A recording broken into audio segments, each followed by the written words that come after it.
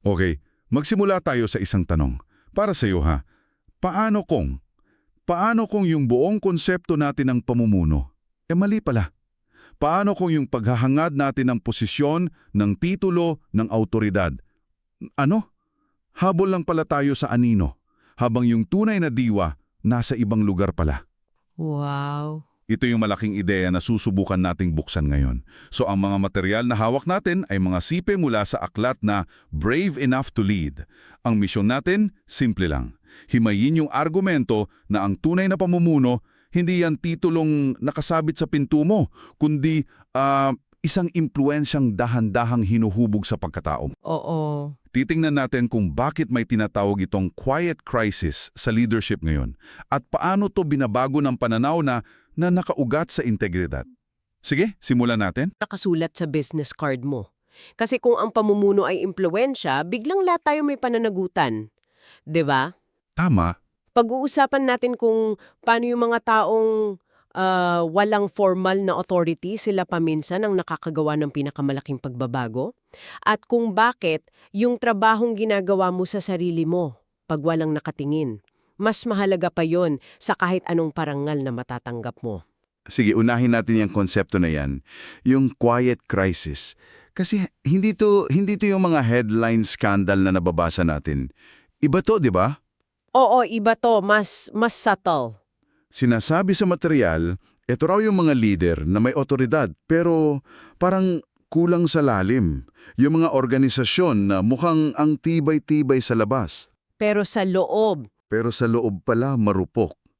Parang isang bahay na ang ganda ng pintura pero kinakain na pala ng anay yung pundasyon. eksakto, at tahimik siya kasi, alam mo yon, hindi mo yan makikita sa quarterly reports.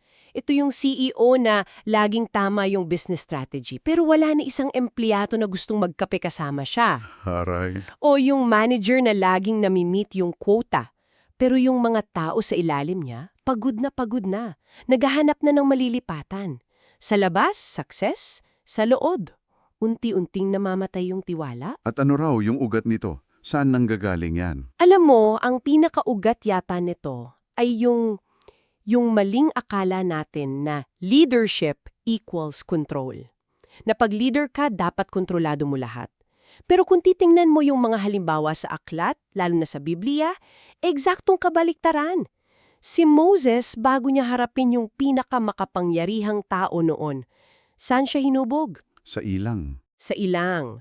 Bilang pastol, 40 taong katahimikan at pag-asa sa Diyos. Hindi sa isang leadership seminar sa hotel. Hindi sa seminar. At si David, bago siya maging hari, natutunan niya yung responsibilidad hindi sa palasyo, kundi sa mga kuweba, habang tunutugis siya. Oo nga. Maging si Esther, ginamit niya yung impluensya niya from a position of weakness and danger, hindi power.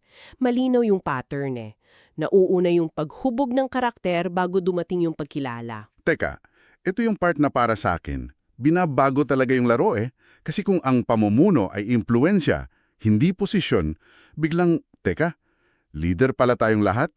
Yung magulang na kausap yung anak, yung empleyado na nagpapakita ng excellence, yung kaibigan na nakikinig. Lahat yan, leadership in action. Tama ba yung gets ko? 100%. At binabago niyan ang lahat, di ba? Oo. Kasi tinatanggal nito yung mga excuse natin para manatiling pasibo.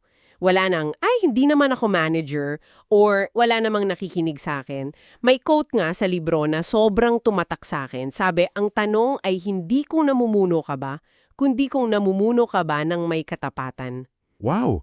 Ang bigat niyan. Ang bigat, at dito pumapasok yung konsepto ng stewardship or pangangasiwa. Akala ko para sa pera lang yan. Iyon ang akala ng marami. Pero ayon sa libro, mas malalim pa. Kasama dyan ang pangangasiwa sa atensyon ng isang tao sa isang meeting. Pag nagsasalita ka, pinapahiram nila sa iyo ang oras at focus nila. Oo nga no. Paano mo yun pinapahalagahan? Paano mo pinapahalagahan yung tiwala ng katrabaho mo? That is stewardship on a micro level.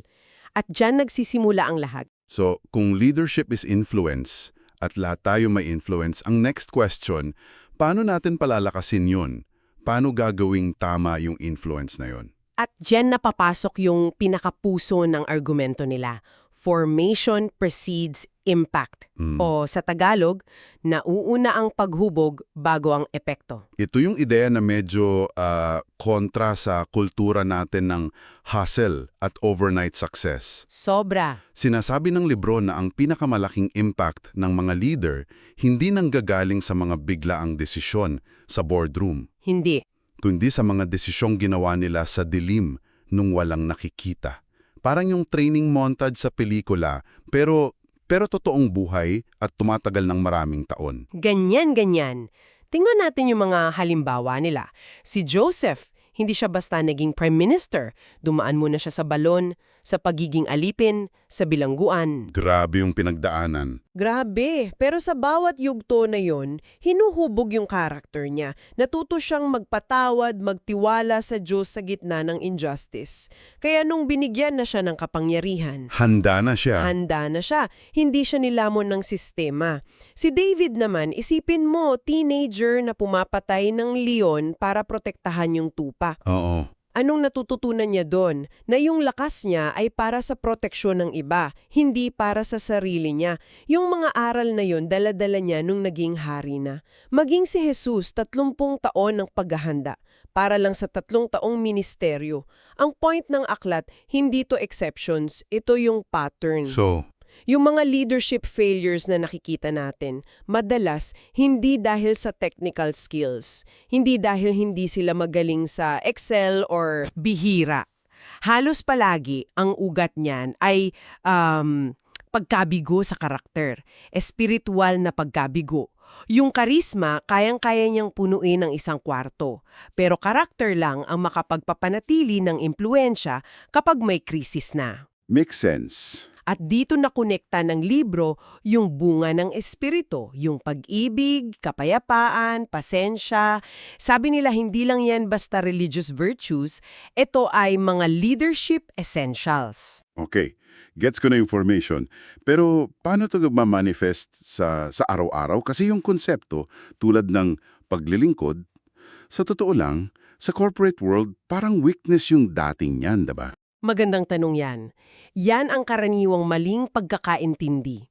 Ayon sa aklat, ang servanthood, ang definition nila ay lakas na nasa ilalim ng kontrol. Ah, okay. Hindi ito pagiging sunod-sunuran. Ito ay ang kusang loob na paggamit ng lakas mo, ng posisyon mo para sa kapakanan ng iba.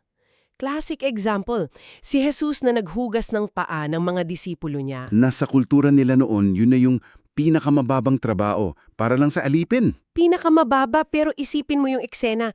Siya na guro at Panginoon, lumuhod at naghugas ng maruruming paa nila.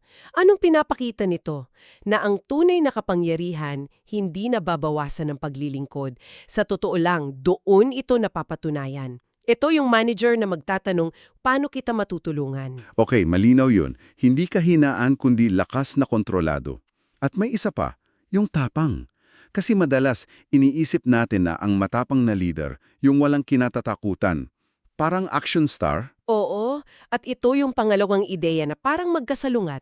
Ayon sa aklat, ang papang sa Biblia ay hindi ang kawalan ng takot.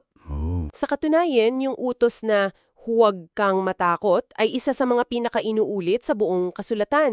Bakit uulitin kung hindi naman natural na makaramdam ng takot, di ba? Oo nga naman. Ang tapang, kung gayon, ay hindi yung absence of fear, kundi yung refusal to let fear have the final word. So, hindi ako natatakot, kundi natatakot ako, pero gagawin ko pa rin ang tama. Eksakto.